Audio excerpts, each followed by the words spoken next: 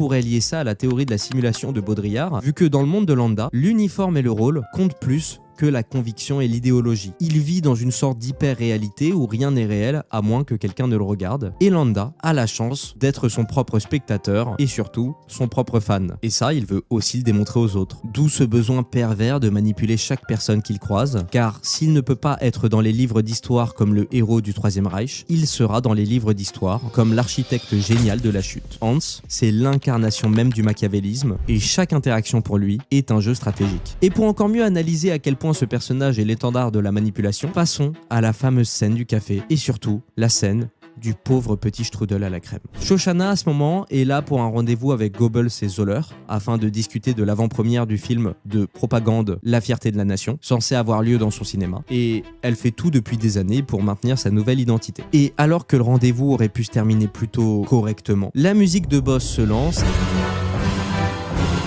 et Landa débarque, car il aura la charge de la sécurité de la salle et il cherche du coup à en savoir le plus possible sur le lieu et la propriétaire. Autrement dit, il vient jouer son numéro. Il arrive et prend directement l'ascendant en commandant 2 strudels, un café serré pour lui et, sans lui demander son accord, un verre de lait pour Shoshana. Ce qui fait évidemment écho au lait qu'il a dégusté dans la ferme où il a fait assassiner sa famille et l'a laissé s'échapper. Et rien qu'en faisant ça, il sème le doute à la fois dans l'esprit de la pauvre Shoshana et dans nos petits cerveaux de spectateurs. On se demande très vite, est-ce qu'il sait qui elle est ? Sinon, pourquoi